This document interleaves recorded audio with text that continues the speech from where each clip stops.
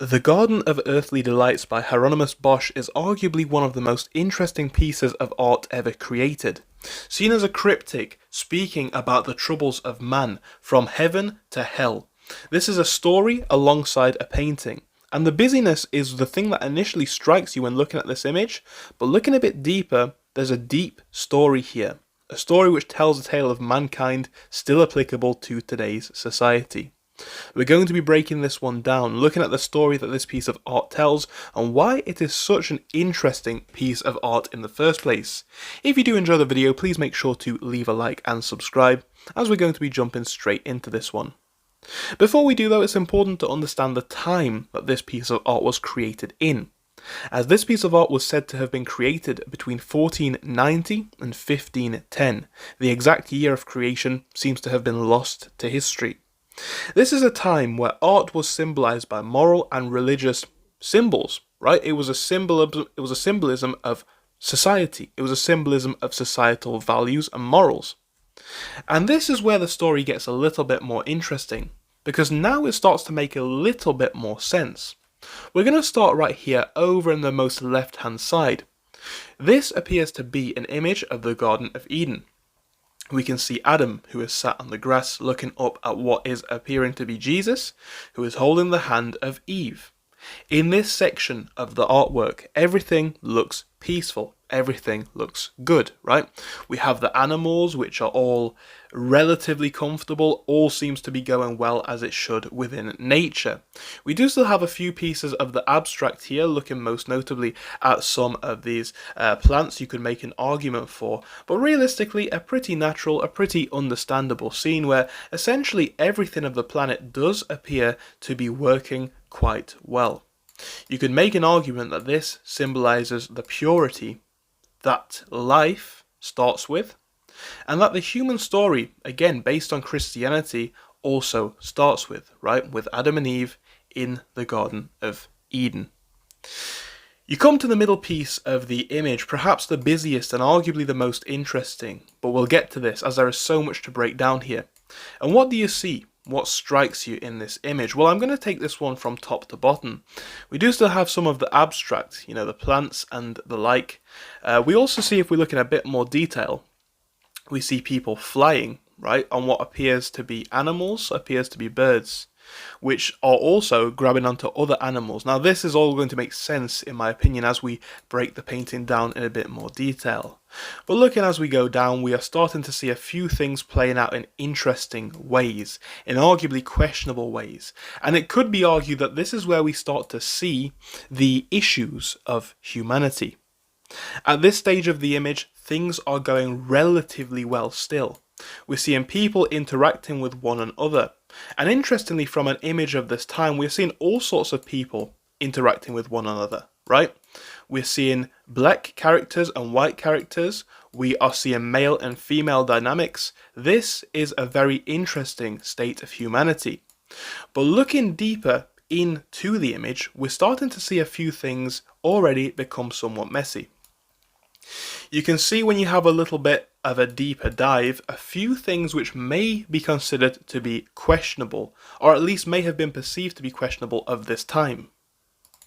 You can see some of the people in the water here, which appear to be gathering around a piece of fruit, right? We are seeing this arguably symbolizing somewhat greed. We, if we have a look in a bit more detail, are also seeing this scene of an individual, well, essentially what appears to be shoving flowers in someone's behind. Again, perhaps another interesting symbolism of what, from the painter's perspective or society of the time's perspective, could be seen as immoral. There are so many scenes in this image, and to break it down into such grave detail could literally take hours. But what we are seeing here is, while society is somewhat functional, there are obvious issues within the image, right? And this is something which arguably breaks us down into the most interesting part of the entire painting. Again, in my opinion, this is something which can be absolutely interpreted as a story. We start at the purity of the Garden of Eden. We move into humanity, humanity's problems, humanity's desires, right? Perhaps the greed, again symbolized by the fruit. Perhaps the amorality symbolized by the flowers here, right? So many things to break down in this image. You could literally look at it for a very, very long time. And this is where you start to see things moving interestingly. You are seeing what appears to be a woman sat next to someone with a fruit head. And you're also seeing a piece of fruit being given, and these individuals picking fruit off of the apple tree. It really is an interesting piece of art because you can look at it for so long, you'll keep noticing new things. Does this symbolize greed? Could this also symbolize greed? Could it symbolize looking for the wrong things, right? As this has already moved to an abstract sense, the person seemingly is no longer a person anymore, or not a person bound by the typical norms that we would conceive a person to be. Here we have what appears to be somebody stuffed into a flower of sorts or something of that nature. And again, moving into the image a little bit more in detail, I want to start to look on a bit further into what this ends up leading to. And this is arguably the most dark piece of the image, the most abstract, but also the most interesting. I think there is an understanding that we can have of the middle part. Focusing on some of society's greeds, society's ills, matters of that sort, or at least what was perceived to be perhaps of that time. But you come over here to the very most right, and it's argued, or it could be argued, that this is what a depiction of hell looks like. And if you have a look at this part of the image in grave detail, you can see all of people's malice, all of people's malintention in this part of the image, in the middle part, becomes problematic in this late part. Let's start from bottom to top, because actually I think this is most interesting at the bottom. What we're looking at here is a man which appears to be kissing a nun which appears to have turned into a pig, right? We're also seeing strange abstract animals eating people. Again, these could be symbols of the things that we mentioned before, things like greed, things like lust, right? Things like over-ambition, perhaps. We're seeing all of these play out in these scenes. Again, people being deceived, people being eaten by strange-looking animals, people who seem to be holding some sort of a shield, potentially, right? Having that devoured. The table that arguably or possibly they were sat on, right, is now overturned, and we're seeing these people suffering. Again, we're seeing lots of demon features here. This appears to be a table perhaps where someone was, or a group of people were playing games. Again, the demons have now overtaken this. Interestingly, in this part of the scene, we see what looks to be some sort of a demon or something of that nature, and we see a woman which is sat there, which appears to be looking into or being reflected by this demon. Is this the head? Could this potentially be the rear of the demon? Looking into some sort of a glass or mirror-like object. A very, very strange view in and of itself. Coming up a little bit further, we see more and more morphed animals, right? Animals turned into monsters. We can see this in the form of the rabbit with hands. We can see this going further up. We can also see some things really beginning to become even more strange here. And again, all of the greed, all of the things that people were looking for in the middle scene, just all playing out now. If you have a look, we see what appears to be some sort of a bird with a relatively human build or body, which just appears to be eating people, right, and churning them out on what might be seen as potentially a throne, maybe a toilet, right, and they're all dropping through this sort of glass object and falling into this pit. Now we appear to see something which looks to be someone's rear. Is this meant to be coins in the sense of greed as to the fact it goes nowhere? It's hard to say, because this is, in my opinion, all open to interpretation. These are some of the things that I notice as I look through this image. Looking a bit further up, and we'll look through as much of this as we can, but this could take an awfully long time, as I do find this to be such an interesting painting. This appears to be people on ice, right? We're seeing people on ice, potentially on a river, but then we appear to see someone falling through this hole. Could this be a symbolism of endless hedonism and fun? The fact it could ultimately lead to nowhere, or negative results in the end. Something very interesting to look out for. Then we appear to see all of these people, again looking at this monster, we appear to see someone also being crushed by some sort of musical instrument with the notes from a piece of music written on their rear. Very interesting stance, and perhaps what that symbolizes, it's relatively hard to say. This is such an interesting piece of work, and there are so many interpretations to see in this. There are so many ways that you could view this. We have someone stuck in what appears to be a harp, right, and somebody tied to this musical instrument as well. So what could this allude to? And again, I'd love to hear your thoughts on this in the comment section. Could it be, again, the endless hedonism related to pleasure, fun, indulgence in music? You look a bit further up on the art, and again, things just become even more interesting. Then we start to get to this sort of monster, which appears to be potentially built out of tree. To me, this looks a bit like tree, a bit like wood, right? And again, look inside of the monster. Very, very strange. We see people climbing up this ladder, people not really looking too happy to do so either. Look at this individual sat here, not exactly looking very pleased. And we see people sat around a table within this monster, which strangely looks towards the camera view. Very, very strange, looking at this piece of art head on. Now again, you come over here and you look at this section. We see demons, some sort of animals, which appear to be devouring a knight. And then you've got people trapped in this sort of cage, looking for a ladder. Could these ladders themselves be a piece of symbolism? The intention to climb up to a goal, climb up to a position, climb up to something new, but ultimately leading to a hopeless darkness. We see this again perhaps with inside the monster. Is this necessarily a place that's best for people to go? And you could also make an argument that we're seeing this coming out of this object here, this pot, or potentially this vase. And you could also make the argument that we're seeing it here. People appear to be crowding around this object, trying to climb up this. Again, desperately fetching for the ladder. You can see this individual sticking out of the can, but seemingly it is to no avail, as the ladders lead nowhere. This ladder goes nowhere, and anywhere that the ladders do go in this part of the image is not really anywhere good. Now you have some sort of an animal, or some sort of animal-esque creatures. Is this sort of a monkey, or a raccoon, or something of that nature? It's quite hard to say what that might be based on. However, you see these dark figures, these animal figures, reading books. Again, this one pulling the strings, and somebody sat within one of the bells. What could this allude to? And all of this ends up coming out of a skull.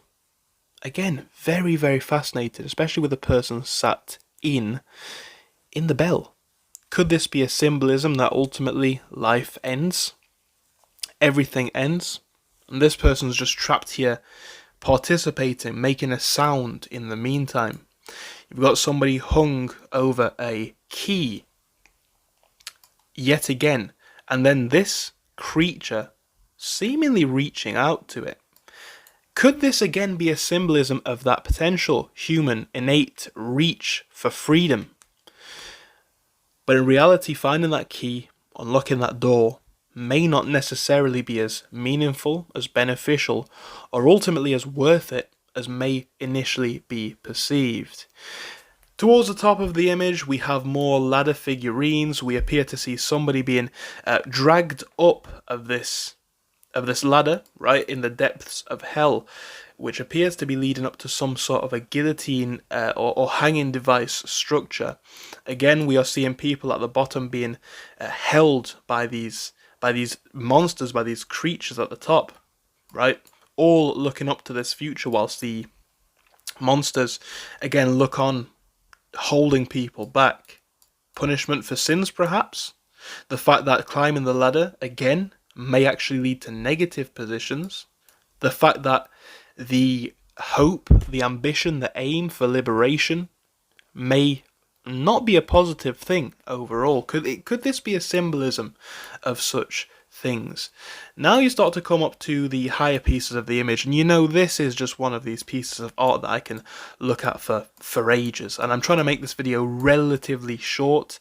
If you guys do want to see a deeper breakdown, we can obviously do that, and I'll give you my full in-depth thoughts on this. But yeah, you come up to the higher ends of the image. What do you see? You see what appears to be buildings, right? Perhaps castles, and armies being defeated, being destroyed. Irrespective of what goes on in this image, they are in hell, right? They are in hell. They're trapped. They're trapped by monsters. They're trapped in this part of the image. A stark contrast from here. Again, we have people arguably being questionable in the eyes of what may have been seen of this time. But again, you move into this part of the image, and it's like, this is perhaps the scene of the consequences. And what do you notice in this image, guys? And I pointed this out earlier on, and I want to contrast each one of these scenes. You know, in this image, you have, man and animal. You have people of all different walks of life, men, women, different ethnicities and the like, all living within harmony. And even to a degree, look a bit more in detail. You have people riding on the horses, on the what appears to be the cows or the boars, right? That could arguably be interpreted as a bear. I think this symbolizes that within a certain parameter of life, of society, everything can work. Everything can work to a extent. But again, if you read this from left to right, as I think it is interpreted to be, well, what do you start to notice? Everything starts off perhaps as it was meant to be. You see less people than animals, and the people that are in there are seemingly looking to Jesus, i.e. to God. I think that could be interpreted as. And everything's fine. And then you move into the middle, and again, there is no Jesus in this scene. Not really that I can see. Perhaps, but this is a thing, right? I look at this painting every single time, and I just see something new. I have a different interpretation. My opinion changes on this one so much that it's hard to sum this up in a 15-20 minute video. But yeah, you move over to the middle, and you see things living briefly within harmony. Right, this is how things could be, but at the same time, it's chaotic. It's ultimately problem filled. There are problems in this scene. There's hedonism. There's greed. Right, all of the typical human vices, especially which may have been preached by religious texts at this time. So, you see all of these things going on. It's like, yes, this is working, but arguably only just. And perhaps this is foreshadowing the fact that if things do not work, and if people do not keep, again, grounded in some reality, and again, from images of this time, perhaps grounded in some religion, then things just go haywire. And when things go haywire, when things stop working, you get people up to all sorts of mischief. You get things moving unnaturally. So much going on in this image, people just not caring, animals, and people interacting with them, and then you start to see people, I would say arguably, or it could be interpreted, looking for the wrong guidance, right? Again, you see this in the form of people just not caring in these sorts of scenes. You see that in the form of what could be, I think, this woman, yet again, looking at this berry head person. And when it doesn't work, or when people completely turn their back, it could be argued that you start to see these sorts of things. And, I read this painting from bottom to top on the most right-hand side, the one that we've just looked at.